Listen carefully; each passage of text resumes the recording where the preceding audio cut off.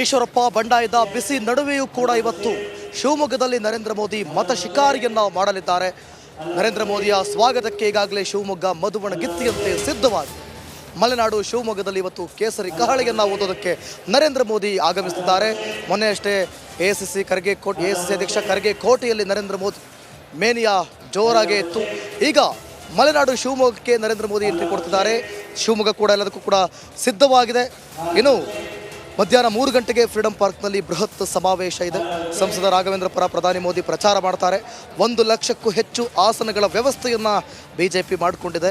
ಪ್ರಧಾನಿ ಆಗಮನದ ಹಿನ್ನೆಲೆಯಲ್ಲಿ ಬಿಗಿ ಪೊಲೀಸ್ ಬಂದೋಬಸ್ತ್ ಕೂಡ ಮಾಡಲಾಗಿದೆ. ವೇದಿಕೆ ಮಧ್ಯೆ ಸ್ಟೇಜ್ ಶೋ ಕೂಡ ನಡೆಸ್ತಾರೆ ಪ್ರಧಾನಿ ಮೋದಿ. ರೋಡ್ ಶೋ ಇರೋದಿಲ್ಲ. ಕಳೆದ ಬಾರಿ ವಿಧಾನಸಭೆ ಚುನಾವಣೆ ಸಂದರ್ಭದಲ್ಲಿ ದಾವಣಗೆರೆಯಲ್ಲಿ ಮಾಡಿದ್ರಲ್ಲ, ಜನಗಳ ಮಧ್ಯೆ ಸ್ಟೇಜ್ ಶೋ ಇತ್ತಲ್ಲ, ಅದೇ ರೀತಿಯಾಗಿ ಶೋ ಇರುತ್ತೆ. ಈ ಬಗ್ಗೆ ಮತ್ತಷ್ಟು ಮಾಹಿತಿಯನ್ನು ಕೊಡ್ತಾರೆ ನಮ್ಮ ಪ್ರತಿನಿಧಿ ಭೀಮಾ ನಾಯಕ್. ನನ್ನ ಜೊತೆನೇ ಇದ್ದಾರೆ, ನಾನು ಅವ್ರನ್ನ ಮಾತನಾಡಿಸ್ತಾ ಹೋಗ್ತೀನಿ.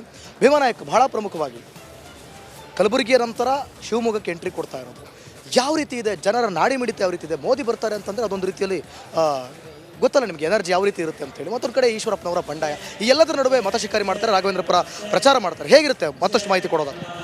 ಎಸ್ ದಿವಿತ್, ಏನು ಅಂದರೆ ಈಗಾಗಲೇ ಮಲೆನಾಡು ಹೆಬ್ಬಾಗಿಲು ಶಿವಮೊಗ್ಗ ಎಲ್ಲ ರೀತಿಯಿಂದ ಸಿದ್ಧಗೊಂಡಿರುವಂಥದ್ದು, ಮಧುವಣಗಿತ್ತಿ ಅಂತ ಸಿದ್ಧಗೊಂಡಿರುವಂಥದ್ದು. ನೀವು ನೋಡ್ಬೋದು ನನ್ನ ಹಿಂಭಾಗದಲ್ಲಿ ಆ ವೇದಿಕೆ ಸಂಪೂರ್ಣವಾಗಿ ಸಿದ್ಧಗೊಂಡಿರುವಂಥದ್ದು.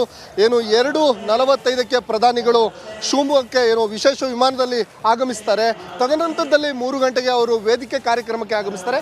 ಹಾಗಾಗಿ ಕಾರ್ಯಕ್ರಮ ನಡೆಯುತ್ತೆ. ನೋಡ್ಬೋದು NSC ಕಮಾಂಡೋಗಳಾಗಿರ್ಬೋದು, ಡಾಗ್ ಸ್ಕ್ವಾಡ್ಗಳು ಎಲ್ಲವೂ ಬಂದು ವೇದಿಕೆಯನ್ನು ಪರಿಶೀಲನೆ ನಡೆಸ್ತಿರುವಂಥದ್ದು. ಇಲ್ಲಿ ವಿಶೇಷವಾಗಿ ಇನ್ನೊಂದು ನೋಡ್ಬೋದು, ನೀವು ರಂಗೋಲಿಯನ್ನು ಬಿಡಿಸ್ತಿರುವಂಥದ್ದು. ಅದ್ಭುತವಾಗಿ ರಂಗೋಲಿಯನ್ನು ಬಿಡಿಸಲಾಗಿದೆ. ಏನು ವೇದಿಕೆ ಮುಂಭಾಗದಲ್ಲಿ ಸುಮಾರು 20 ಅಡಿ ಅಗಲ ಮತ್ತು 20 ಅಡಿ ಉದ್ದದ ರಂಗೋಲಿಯನ್ನು ಬಿಡಿಸಲಾಗಿರುವಂಥದ್ದು. ಅದರ ಜೊತೆಗೆ ವಿಶೇಷವಾಗಿ ಏನು ಸುಮಾರು 1-1.5 ಲಕ್ಷದಷ್ಟು ಆಸನದ ವ್ಯವಸ್ಥೆಯನ್ನು ಮಾಡಿದ್ದಾರೆ. ಏನು ವೇದಿಕೆಯ ಮಧ್ಯಭಾಗದಲ್ಲಿ ಪ್ರಧಾನಿಗಳು ಬರ್ತಾರೆ. ಓಪನ್ ಜೀಪ್ನಲ್ಲಿ ಪ್ರಧಾನಿಗಳು ಬರುವಂಥದ್ದು. ಹಾಗಾಗಿ ಎಲ್ಲ ರೀತಿಯ ವ್ಯವಸ್ಥೆಗಳನ್ನು ಮಾಡಿರುವಂಥದ್ದು.